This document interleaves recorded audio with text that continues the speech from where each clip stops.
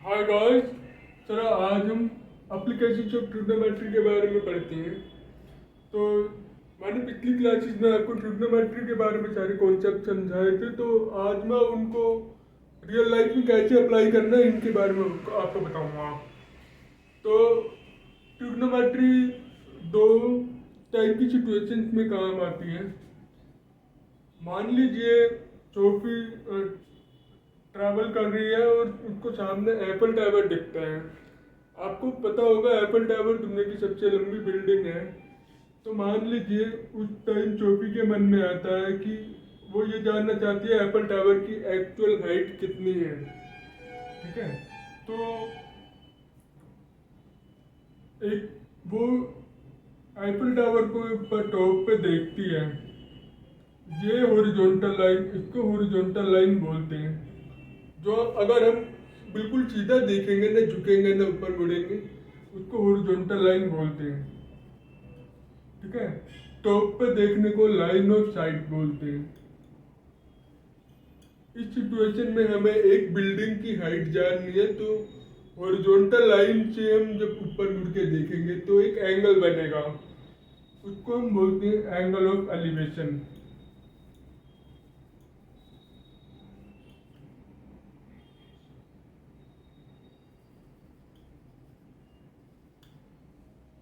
ठीक है। एलिवेशन मतलब ऊपर उठना। तो अब चोटी यहाँ खड़ी है, एफिल टावर यहाँ खड़ा है, हॉरिजॉन्टल लाइन बिल्कुल सीधी ये वाली लाइन है, और उसको जितना ऊपर मुड़ना पड़ रहा है तो उसको लाइन ऑफ साइट बोलते हैं, और जो एंगल यहाँ पर बन रहा है उसको एंगल ऑफ एलिवेशन बोलते हैं। तो अब आप देखिए इसको ध्यान से, ये जो है एक राइट ट्रायंगल बन रहा है, 90 डिग्री यहाँ पर आ रहा है। ठीक है। तो अगर आपको सोफी और एफिल टावर के बीच का डिस्टेंस पता है, मान लीजिए फॉर एग्जांपल, मैं बस ये ग्राफ मैं आपको समझा रहा हूँ ताकि आपको रियल लाइफ में कभी ज़रूरत पड़े तो अप्लाई कर सके। रफ में मान लीजिए ये 1 किलोमीटर दूर है, और वैसे तो आईफिल टावर के आसपास बहुत भीड़ होती है, ये एक टूरिस्ट प्लेस है। बट इस सिचुएशन के लिए आप मान लीजिए कि यहाँ पर चोपी और आईफिल टावर के अलावा और कोई नहीं है, और उनके बीच का डिस्टेंस 1 किलोमीटर है। ठीक है। तो दोनों में हॉरिजॉन्टल डिस्टेंस 1 किलोमीटर है, तो ये हॉरिजॉन्टल लाइन का इसकी लेंथ हो जाएगी 1 किलोमीटर। ठीक है। मान लीजिए चोपी को उसकी हॉरिजॉन्टल लाइन से 45 डिग्री ऊपर उठना पड़ा है एफिल टावर का टॉप देखने के लिए।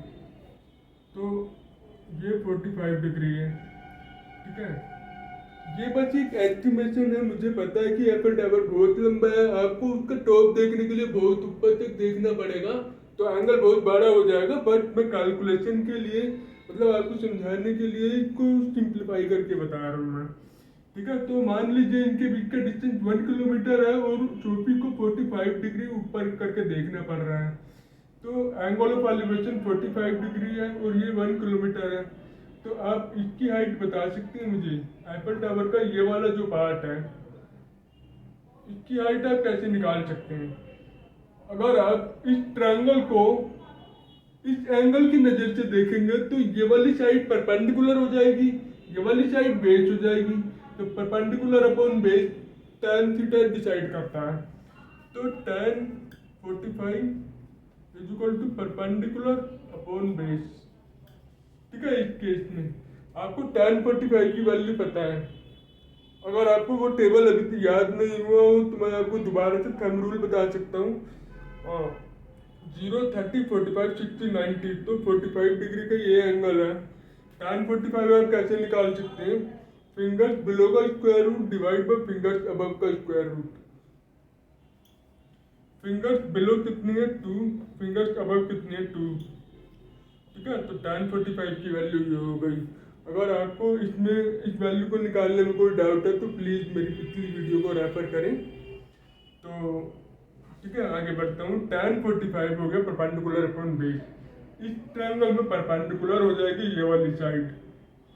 ठीक है। बेस हो जाएगा ये वाली साइड। तो ये 1 किलोमीटर है। ठीक ठीक है। अब इस इक्वेशन के हिसाब से ये तो 1 हो जाएगा, कट जाएगा तो 1 हो जाएगा, और ये इधर चला जाएगा तो परपेंडिकुलर भी हो जाएगा 1 किलोमीटर। तो ये वाली लेंथ 1 किलोमीटर हो गई, ठीक है। अब मान लीजिए चौकी की खुद की हाइट मान लीजिए 1 मीटर है। तो ये वाली लेंथ बराबर होगी, क्योंकि बिल्कुल हॉरिजॉन्टल में देख रही है, ये लाइन बिल्कुल हॉरिजॉन्टल है, तो ये जो हाइट होगी वही यही हाइट होगी। तो ये हो गया आपका 1 मीटर। आज ही एफिल टावर की हाइट आपको मिल जाएगी। मैं मानता हूँ कि एफिल टावर बहुत लंबा होता है, पर मैंने कैलकुलेशन की मतलब सिंप्लीफाई करने के लिए आपको ये एग्जांपल बताया कि कहीं आप जा रहे हैं तो आप एक बिल्डिंग अपने सामने खड़ी कोई भी बिल्डिंग की हाइट कैसे जान सकते हैं, ठीक है। तो ये एक रफ सिचुएशन हो गई जो मैंने आपको अभी समझाई है। तो ट्रिग्नोमेट्री 2 सिचुएशन में यूज होती है। पहला, जब आपको लाइन ऑफ साइट से ऊपर उठ के किसी चीज को देखना पड़ रहा है, तो आप उसमें उस केस में डिस्टेंस निकाल सकते हैं, हाइट निकाल सकते हैं, ठीक है। अब दूसरा केस ये बनता है कि जब मान लीजिए एक बिल्डिंग में चौकी 5th फ्लोर पे रहती है, 5th फ्लोर की खिड़की से बाहर देख रही है, और उसका बॉयफ्रेंड टॉम नीचे ग्राउंड पे खड़ा है, ठीक है। अब चौकी को टॉम को देखने के लिए अपनी हॉरिजॉन्टल लाइन से नीचे देखना पड़ेगा। तो ये इसकी हॉरिजॉन्टल लाइन है, ठीक है। और ये इसकी line of site. Line of site का मतलब होता है कि आप जिस चीज को देख रहे हैं उसकी तरफ डायरेक्ट लाइन कौन सी है। हॉरिजॉन्टल लाइन होती है अगर आप बिल्कुल सीधे खड़े हैं, ना झुक रहे हैं और ना ही ऊपर उठ रहे हैं, बिल्कुल सीधे खड़े हैं, तो वो वाली लाइन कौन सी है, ठीक है। अब चौकी मान लीजिए 5th फ्लोर पे है, टॉम नीचे ग्राउंड पे खड़ा है, तो चौकी को हॉरिजॉन्टल लाइन से नीचे झुक के देखना पड़ेगा। तो हॉरिजॉन्टल लाइन से एक एंगल बनेगा, इस एंगल को बोलते हैं एंगल ऑफ डिप्रेशन,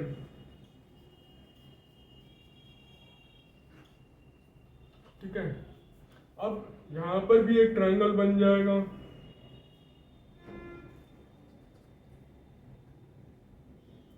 यहाँ पर एक राइट एंगल ट्रायंगल बन जाएगा, 90 डिग्री यहाँ पर होगा इसका। तो अब मान लीजिए कि टॉम इस बिल्डिंग से 1 किलोमीटर की दूरी पे खड़ा है, ठीक है। और एंगल ऑफ डिप्रेशन टोपी को कितने नीचे झुकना पड़ रहा है, एंगल ऑफ डिप्रेशन 60 डिग्री है। आप कोई भी एंगल लेके कैलकुलेट कर सकते हैं इसके बारे में, ठीक है। तो मान लीजिए उसको 60 डिग्री नीचे झुक के देखना पड़ रहा है, क्योंकि 5th फ्लोर है, बहुत ज़्यादा वो ऊपर है, तो उसको बहुत ज़्यादा नीचे देखना पड़ रहा है, तो ये एंगल बहुत ज़्यादा खुल रहा है, ठीक है। तो उस केस में अब आप जानना चाहते हैं कि 5th फ्लोर की हाइट कितनी है। मान लीजिए टॉम जानना चाहता है कि चौकी कितनी ऊपर है, ठीक है। तो उस केस में क्या होगा, अगर टॉम 1 किलोमीटर की हाइट पे खड़ा है तो यही डिस्टेंस यहाँ पर भी होगा, ये वाली साइड 1 किलोमीटर हो जाएगी, ठीक है। अब टॉम ये जानना चाहता है, मान लीजिए टॉम की हाइट 1 मीटर है और टॉम इस साइड को जानना चाहता है, क्योंकि यही तो उसकी हाइट होगी, चौकी की 5th फ्लोर की हाइट, ठीक है। तो आपको ये वाली साइड और ये वाली साइड और ये वाला एंगल इन्वॉल्व है। अब अगर आप इस ट्रायंगल को इस एंगल की नज़र से देखते हैं तो इसके लिए ये परपेंडिकुलर होगा और ये बेस होगा। अगेन परपेंडिकुलर बेस यूज हो रहा है तो tan थीटा यूज होगा यहाँ पर। तो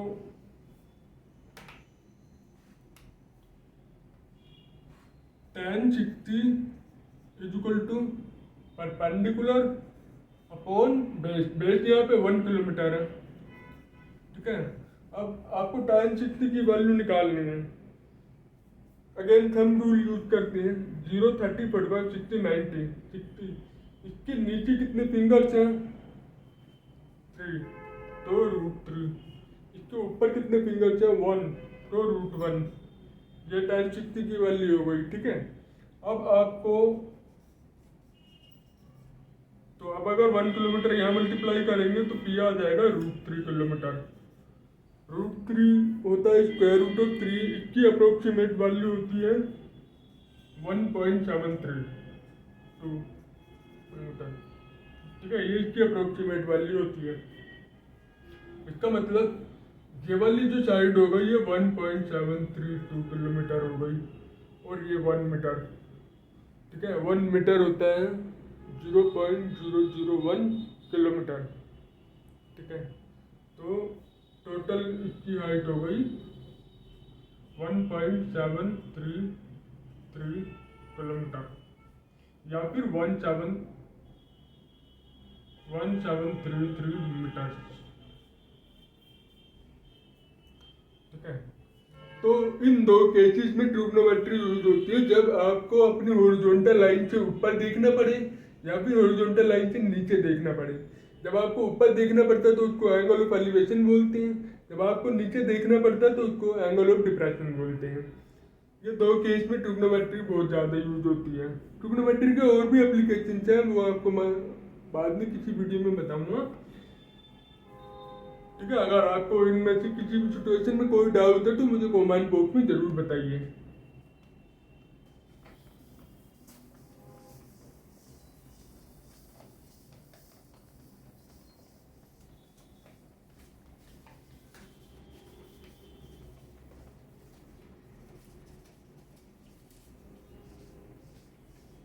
अब मैं एक एग्जाम्पल सॉल्व करना चाहूँगा यहाँ पर।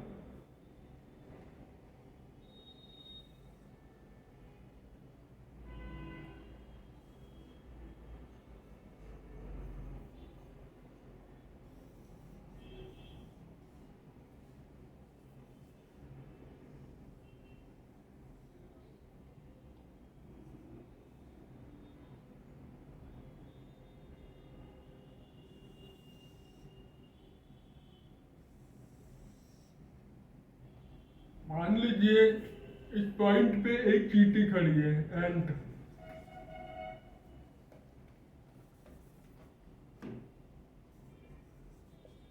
मैंने एंट इसलिए चुना क्योंकि चींटी बहुत छोटी होती है, हम उसकी हाइट नेगलेक्ट कर सकते हैं ताकि कैलकुलेशन सिंपल हो जाए, ठीक है। तो एंट इस पॉइंट पे खड़ी है और वो एक बिल्डिंग के टॉप पे देख रही है, ठीक है। बिल्डिंग की लेंथ मान लीजिए 50 मीटर है, 50 मीटर बहुत कम हो जाएगा, मान लीजिए 100 मीटर है इसकी लेंथ, हाइट, इसकी हाइट मान लीजिए 100 मीटर है, ठीक है। अब चींटी यहाँ पर खड़ी है, वो बिल्डिंग के टॉप पे देख रही है, मान लीजिए वो 30 डिग्री एंगल ऑफ एलिवेशन बनाती है। अब चींटी इस पॉइंट पे खड़ी है, उसकी जो हॉरिजॉन्टल लाइन होगी वो ग्राउंड ही होगी, ठीक है। हम ये मान के चल रहे हैं कि चींटी की हाइट बहुत नेग्लिजिबल है, तो वो ऑलमोस्ट ग्राउंड पर ही है, मतलब, ठीक है। तो वो एक पॉइंट है ग्राउंड पे, वो सामने देखेगी वो हॉरिजॉन्टल लाइन ग्राउंड ही होगी, और उसको अगर बिल्डिंग के टॉप पर देखना तो मान लीजिए वो 30 डिग्री एंगल बना रही है। इस बिल्डिंग के ऊपर एक फ्लैग है, इंडियन फ्लैग, ठीक है। तो अब अगर वही चींटी उसी पॉइंट से फ्लैग के टॉप पर देखेगी तो 45 डिग्री एंगल बन रहा है, ठीक है। अब आपको ये जानना है कि चींटी बिल्डिंग से कितनी दूरी पे है और फ्लैग की हाइट कितनी है, वैलिड क्वेश्चन, ठीक है। तो आइए स्टार्ट करते हैं। तो आपको यहाँ पर दो ट्रायंगल बन रहे हैं, ठीक है। एक ट्रायंगल तो ये है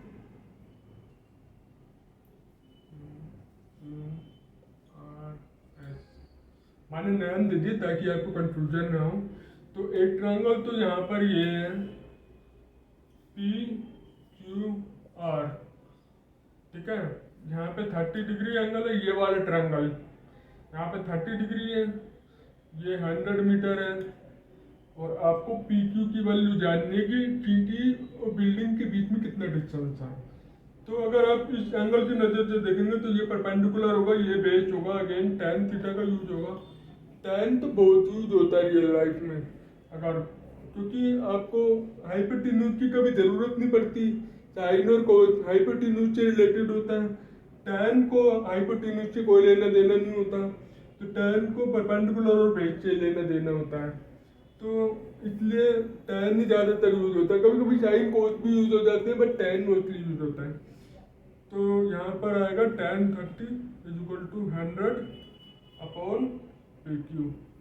ठीक है, अब आपको tan 30 की वैल्यू जाननी है। 0, 30, 45, 60, 90, 30 वाली फिंगर ये हो गया, इसके बिलो 1 है √1, और इसके अबव 3 है √3। पर ये थंब रूल आप जरूर देखिए, मैंने पिछली वीडियोज में बता रखा इसके बारे में। थंब रूल से आप बहुत सारी वैल्यू जैसे निकाल लेंगे 1 सेकंड में। ठीक है, तो यहाँ पर 100 / PQ हो गया। अब आप इसको क्रॉस मल्टीप्लाई करेंगे तो ये इधर चला जाएगा, √3 इधर आ जाएगा। PQ = 100 √3। ट्रिग्नोमेट्री में √2 √3 बहुत होते हैं, इनको ऐसे छोड़ दीजिए तो भी कोई फर्क नहीं पड़ेगा। अगर आपको वैल्यू जाननी है तो मैं आपको अप्रोक्सीमेट वैल्यू बता देता हूँ। √2 होता है 1.41 अप्रोक्सीमेटली, और √3 होता है 1.73 अप्रोक्सीमेटली।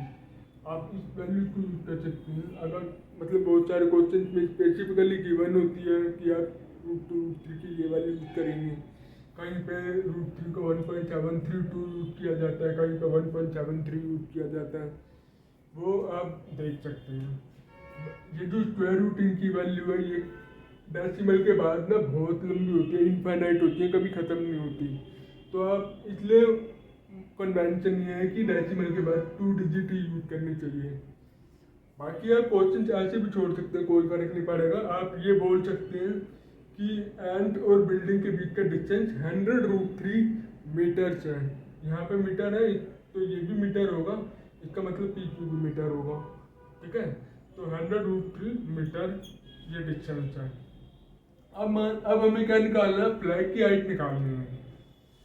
ठीक है, तो इसके लिए अब हमें 12 वाला ट्रायंगल कंसिडर करना पड़ेगा।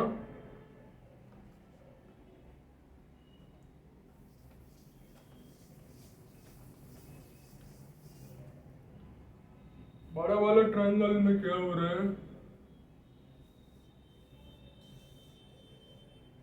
HPQ। ठीक है, इसमें यहाँ पर 45 डिग्री है, और आपको ये पूरी HQ साइड नहीं पता है। अब आपको क्या पता है, अब आपको PQ पता है। अभी अभी आपने निकाला है 100 √3, तो आपको ये PQ पता है, आपको ये पूरी HQ नहीं पता।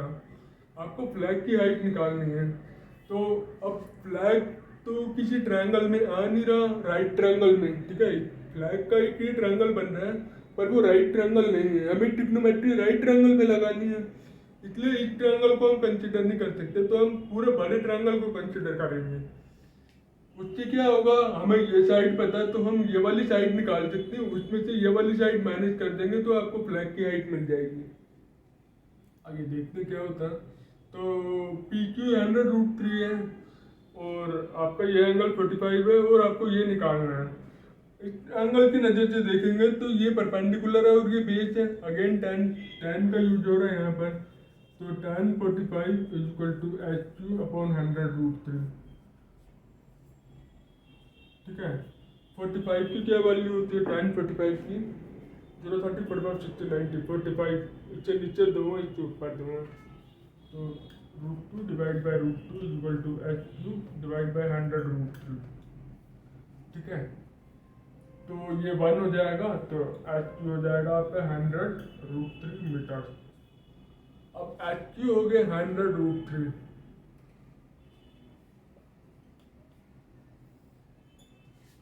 ठीक है, आपका हाइट 100 मीटर है और ये पूरा 100 √3 है, तो इन दोनों को मैनेज कर देंगे हम, तो आपको फ्लाइट की हाइट मिल जाएगी। मैं यहाँ पे बताता हूँ।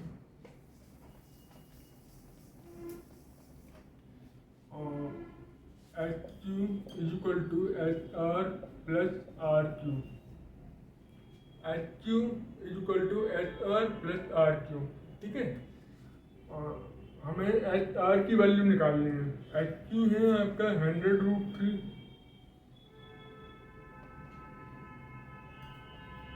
H R plus R Q है आपका 100, इसको उधर ले जाओ 100√3 minus 100 equal to H are.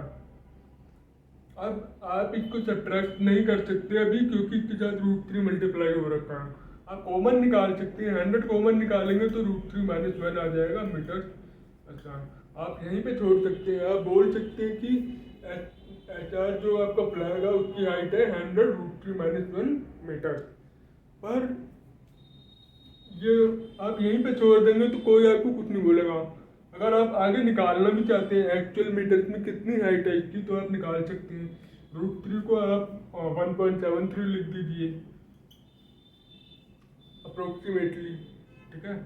तो यहाँ पर आ जाएगा आपका 100, ये 1 माइनस हो जाएगा तो 0.73 बचेगा, तो ये मल्टीप्लाई हो जाएगा 73 मीटर, ठीक है। तो फ्लैग की हाइट है आपका 73 मीटर। अगर आपको इस पूरे क्वेश्चन में कोई भी डाउट है तो मुझे कमेंट बॉक्स में ज़रूर बताएं। आज के लिए बस इतना ही। हर हर महादेव।